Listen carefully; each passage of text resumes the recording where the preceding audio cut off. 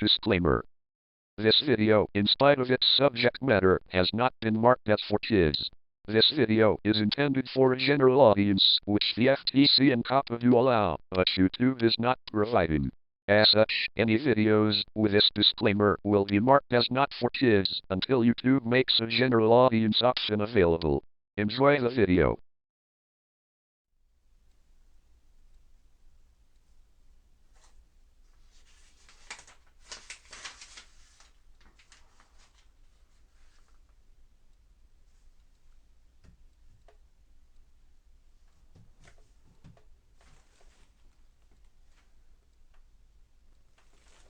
Now where could my pipe be? Pigeon!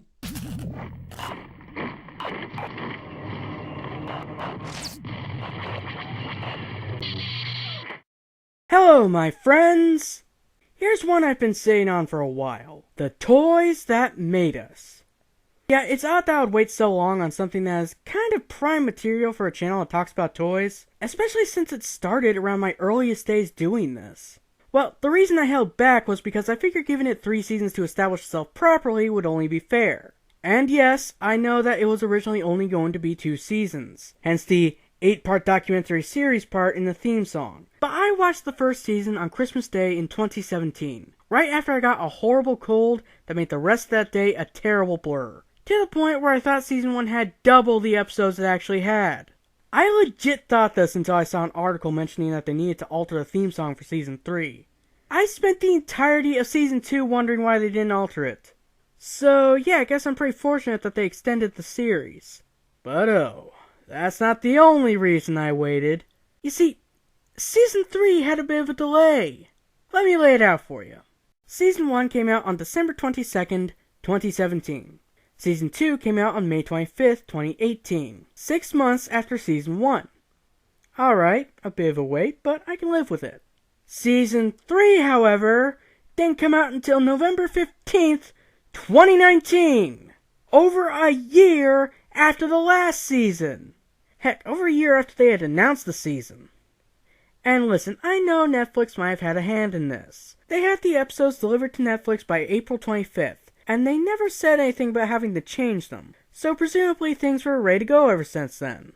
I don't know why Netflix would hold them back for almost 8 months, but regardless, it seems like an awful long wait. Heck, considering how the movies that made us came out in the same month as Season 3, why not just debut Season 3 earlier in the year, then release the movies that made us in November while people are thirsty for more, and have likely already seen Season 3? It just doesn't make any sense to me.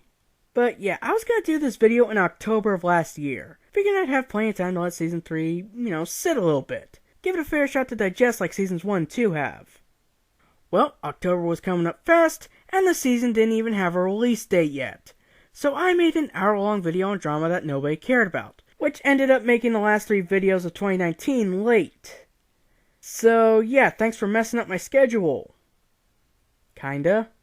Anyway, my gripes about the schedule aside, what is this show like? Well, it's a documentary on toys. Basically, it walks you through the history of the toy line in question and brings in real-world events that help shape it. There are a lot of interviews strewn throughout by many of the designers and people involved in the franchise the toys came out of, along with people who are just longtime fans of the property in general.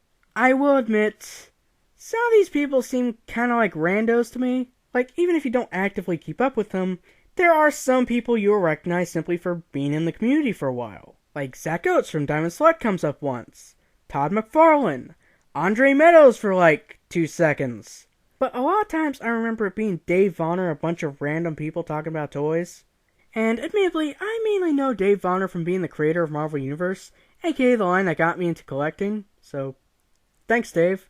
And while I certainly can't confirm anything, I can't help but wonder if any notable people have been omitted for certain episodes. For example, I frequently watch the channel MMPR Toys, who cover a lot of Power Rangers and Sentai toys. And due to their highly underrated vlog channel, Divided as One, I know that they got contacted for the toys that made us. And why they weren't in that episode. I'm a producer on the Toys That Made Us I'm calling because I believe we might have tried reaching out to you earlier this year for one of our upcoming episodes on Power Rangers. Give me a call back. You guys might remember when we first got here, I was like in a hurry to put this thing together, even while acknowledging it was temporary and talking about two things that I was being very vague about, because I couldn't really talk about them, but I'm sure by now a lot of people guessed, well, for those people that haven't been informing me that the Toys That Made Us is doing a thing on Power Rangers, it was the Toys That Made Us. That was one of the two things that I was trying to do. Alright, technically three things. Guinness had contacted me, I turned them down because it was right in the middle of the move. A little bummed now, because now like everybody seems so excited about the Toys That Made Us episode, and I know people that are going to be in it that I'm friends with, and I didn't get to do it. Once they heard that we were in Pennsylvania, I think they kind of lost interest, because they would rather that we went to them in California, or they would have come to us if we were still in California, but in Pennsylvania, I don't think it's happening. Now, to be fair, I didn't provide all of what he said there. He did mention that there are a lot of other circumstances, like his shelves not being fully set up, as a factor for him. Even though I don't think it would really factor in that much, but that bit at the end of the clip there does intrigue me. That they may have mainly contacted him due to him being in California. So, like, my question is, do you really need to come there and film the interview yourself? I mean, contrary to what my free YouTube downloads compression might tell you, they don't film with potatoes like I do. So, like, why not have them on, like, Skype or something while they film the interview on their own perfectly fine equipment and have them in anyway? I mean, I don't work in the TV industry, yet if I'm lucky, but I don't see why you couldn't just have them record their own segments for you. Your show is literally available through the power of the internet, so why would you not use it? And another thing, while I will note this a bit more on the individual episodes, something kind of started bothering me about Season 3 as I started rewatching the first season.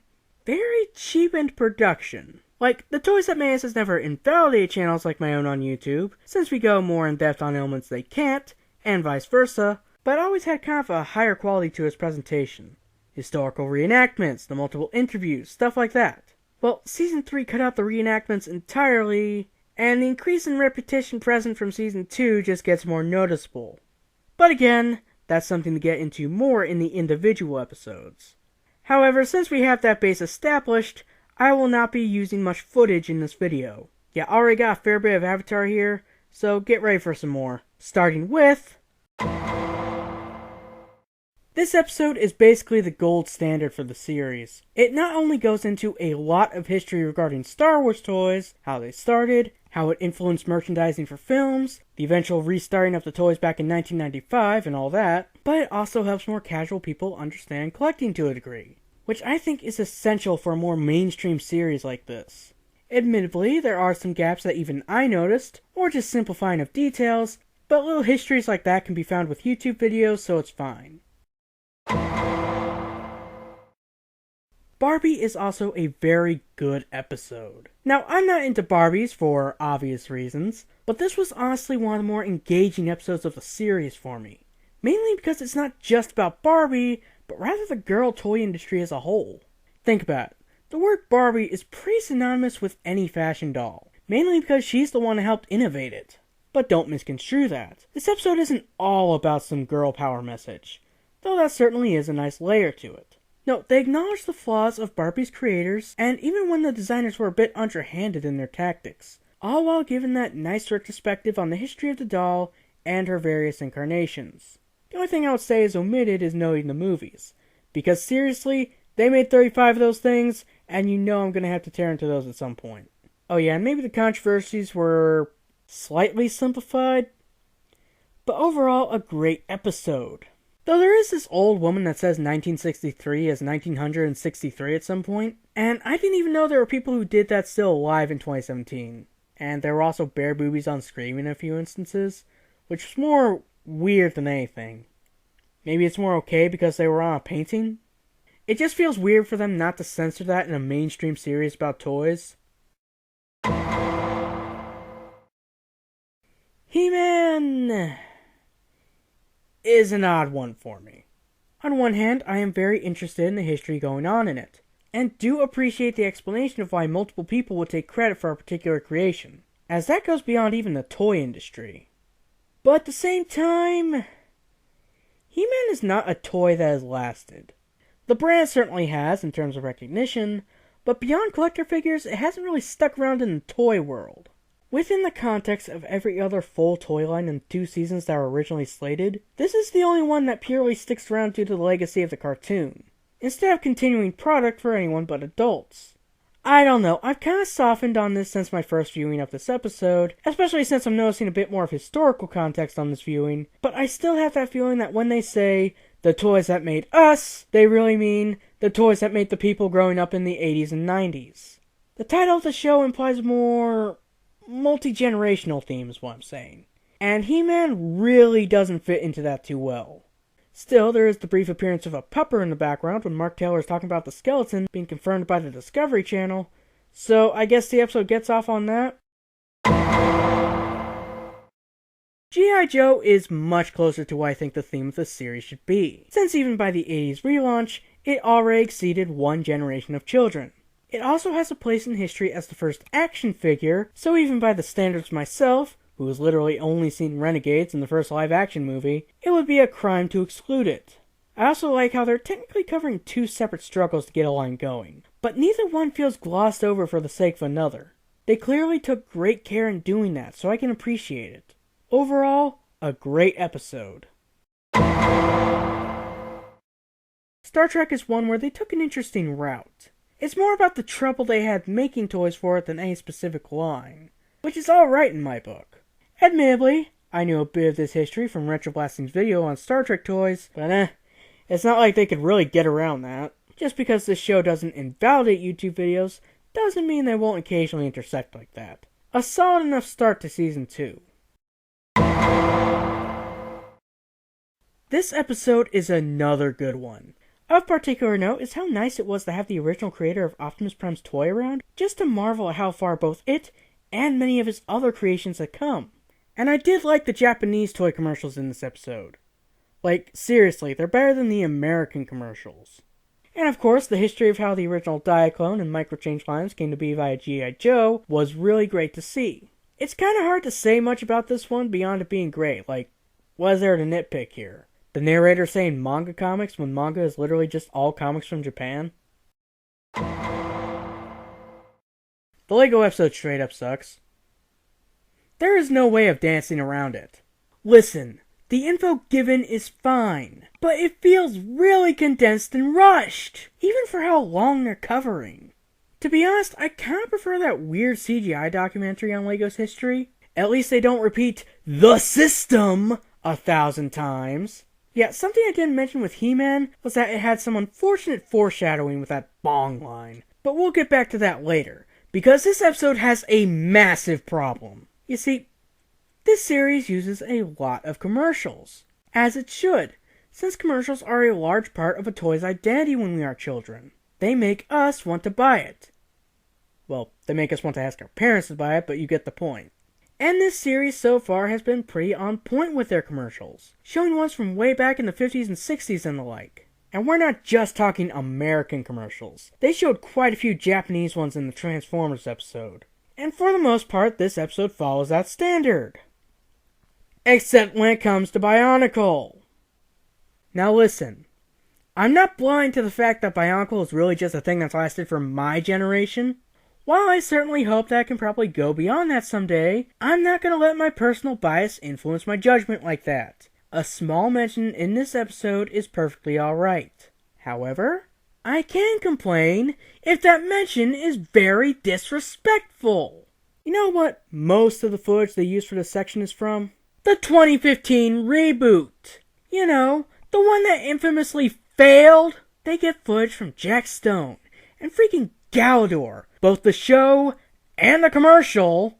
And what does Bionicle get? A still image of Okoto where they should have put Matanui. That, in context, was what they were talking about. Oh, and before anyone says, well, maybe they couldn't get legal clearance for footage from G1's commercials. That's a pile of garbage before I even go into it. Because again, 50s and 60s commercials, plus Jack Stone and Galador. But, here's another thing. They did occasionally stick in a proper G1 image. Yeah, even had footage from a Mari commercial for like 2 seconds. They don't even get ignorance on this one. This was just plain lazy. If they had actually put in the effort and paid attention, I think someone would have said, hey, these sets of Bionicle images don't really match with everything else. I think something's off here. Pretty much all of the commercials are on YouTube, and some of them have even made it to DVDs via the movies. So it's not like you weren't able to find the footage. It also hurts because Bionicle commercials are downright iconic in their own right. Anytime you saw one, you unmuted the TV and listened, because you were strapping in for a mini legend. The Toamata landing on the beach of Matanui and literally pulling themselves together. The Borak swarms rising from their pods. The Toa Nuva rising after their transformation. The Toa Metru being introduced as our first new heroes. The Toa and Nika walking through the rain and facing down the defenses of the Paraka while Move Along plays in the background. These are just a few examples of Bionicle's awesome commercials. And by disregarding them, you have, in turn, insulted everyone who fell in love with the legend. Everyone who followed, as the characters we loved grew into heroes in their own right. Some even going greater than that. Like so many, you have blown off Bionicle as this weird thing LEGO did almost 2 decades ago. Oh boy, those Bionicles, so wacky. No, either everything you mention gets celebrated as part of the legacy, or none of it does. Even that wacky helmet in the Star Trek episode could be respected these days as a part of its history in merchandising, no matter how wacko it is. It's laughed at but also celebrated in its own right. Its place in history is properly respected, and like many others on the internet, you did not give the proper amount of respect to Bionicle. Okay, I could probably rant on other bits of this episode, but I just wrote 5 minutes of script on the importance of using the right toy commercials. So let's summarize it like this. All of the episodes I rewatched before this one have either been just as good as I remembered them, or more often, they were even better. This one, however, it was worse than I remembered.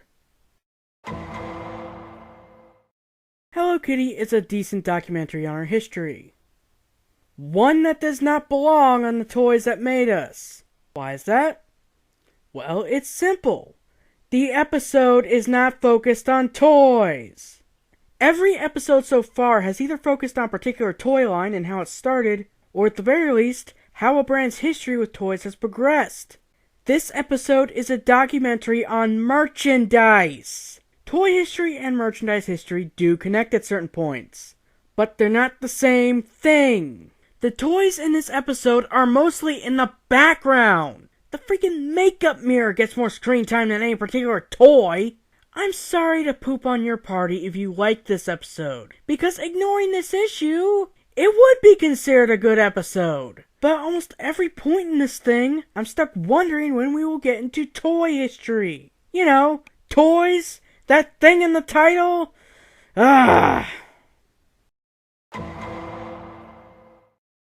Teenage Mutant Ninja Turtles.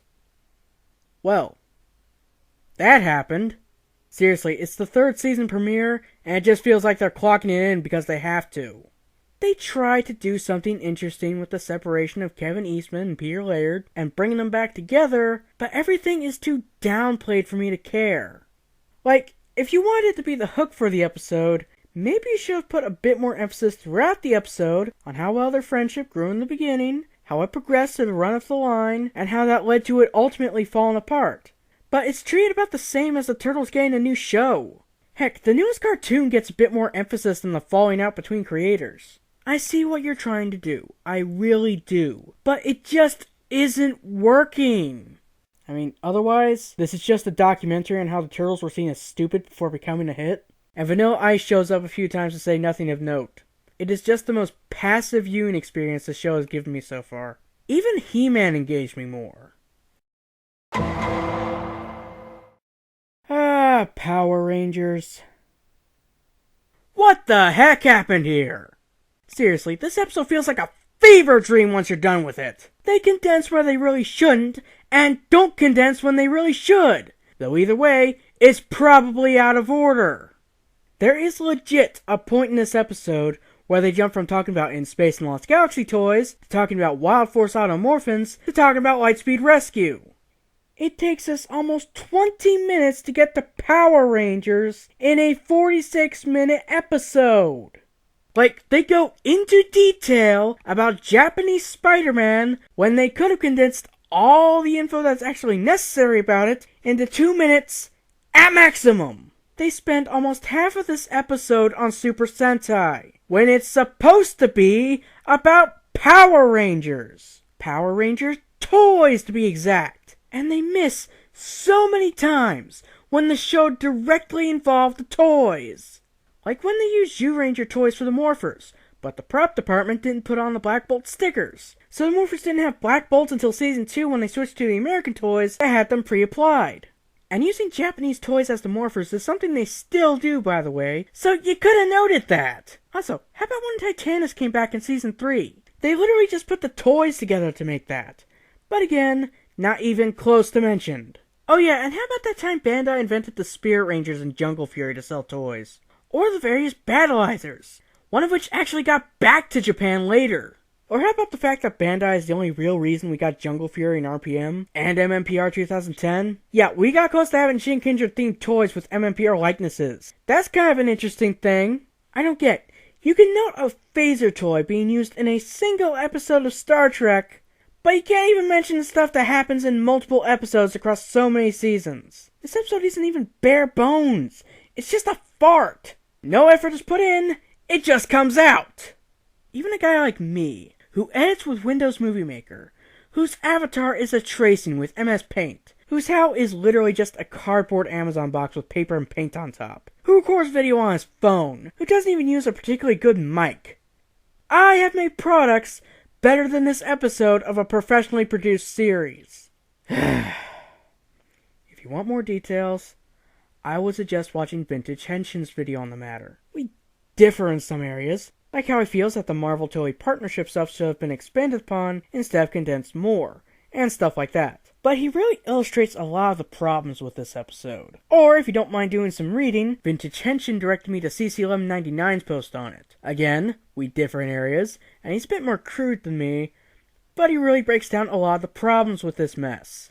It may be cheap of me to just link you up to other people's stuff, but honestly, I just need to be done talking about it before my head explodes. My Little Pony. What's the hook here? Okay, to clarify, all of the episodes so far have some sort of grander focus about the toy lines they cover, whether it be historical or some other type of point. Star Wars was about the rise of licensed toy lines as we know them now, and collecting in general. Barbie was about how she had evolved to fit the times. Star Trek was about the various troubles it had with toys, etc., etc. Even if it gets botched like in TMNT, it's still there, but I have no idea where it is here. This episode is a ton of, well, My Little Pony exists, here's how it started, here's how it's continued throughout the years. If I wanted that, I would just read a Wikipedia article. The only thing really of note here is kind of an unsettling bit. You see, earlier in this episode, Bonnie Zakharova recounts pitching My Little Pony, and saying how she liked horses as a little girl, and how a male higher-up said, "Well, Bonnie, little girls aren't like you," in a very condescending way, by how she retells it. Later on, she says that she couldn't fight that little girls wanted brighter colors on the ponies, and that she would have played with it like a real horse. And the narrator says, "Well, you know what, Bonnie?" And they replay that clip as a joke. With the original context of how that was said, and the implications behind it, yeah, that was kind of a collar-pulling moment there. Otherwise, this episode is just really mediocre. The wrestling episode is really good. Possibly even one of the best episodes of the series. It's weird, but the production qualities on this episode are way better than anything in this season. Way less repetition, a massive focus on the toys, and how they evolved alongside the wrestling leagues they represented, a larger focus on being a documentary than a joke fest. Just everything is way more solid. It almost feels like this was a script for season 2 before it got shifted off for another episode and put in this season. Listen, I don't know much about wrestling and its history, so I don't know of any major omissions here. All I know is that this episode felt complete and competent. And honestly, With this stinker of a season, I'll gladly take it. So overall, do I think The Toys That Made Us is bad? Well, no. The format, especially when you have to appeal to both toy fans and non-toy fans, is really good. I also like that it gives a bit of a spotlight to the designers, who are a bit of unsung heroes in the grand scheme of things. We always hear from the directors or actors in a movie or TV show, but interviews with toy designers like this are usually just done by, YouTubers and the like. So it's nice to see it done on a mainstream show. So no, the show and its format is not what brings it down. What brings it down is when the creators are lazy with it. You're talking about so many franchises with such large fan bases that halfway doing any of the 4 episodes you get each season is disastrous. Most of the time I find the fault to lie in the editing, with script work as a close second. Listen, I understand that repeating a clip of a dude saying bong is probably hilarious when you've likely spent hours going through a ton of interview footage in the editing room. But repetition like that is only funny for so long, even before you do the same thing in multiple episodes. There are also times where you use the worst footage imaginable to go with what you're saying. And as a guy who has to put a lot of footage over narration on a regular basis, I can tell you how much that hampers something. The amount is a lot. I'm sorry, but if I can do that kind of stuff right for free, I kind of expect a professional production to do it as a basic thing. It's not exactly rocket science is what I'm saying. But as I said, script work is also a problem at points. TMNT, Power Rangers, and MLP particularly suffer from this. With TMNT, it's a lack of balance between toy history and the grander point they're trying to make about Eastman and Laird getting back together. As friends. The point of their separation is not emphasized enough as we see the toy line grow. With Power Rangers, they go into detail on things they could easily gloss over things they need to go into detail with, and even give inaccurate history. Like how the 8-inch MMPR figures were made for Power Rangers, not for Zoo Ranger. With MLP, it's the lack of a grander point. It's just a My Little Pony episode because people wanted a My Little Pony episode. The product suffers if you don't put your heart into the script and editing. You only get one shot with all of these, and you've wasted some. You've got this great concept that you made work, and have probably reached an audience many of us toy YouTubers can only dream of. But at times, it feels like you'd rather be doing something else. In the edited words of Eminem, you only get one spaghetti. Do not miss your chance to blow. Because spaghetti comes once in a lifetime. Yo. So before we wrap up, you're probably wondering if I have any suggestions for the toys that made us. What do I think would make a good episode? Well, first off, why not Toy Story? The first film barely managed to get toys made for it. And then you have the sort of wilderness years of Toy Story and beyond, and its various innovations until you reach 2009, and think ways near perfect screen replicas. There's a lot to go into there. I also suggest Marvel toys.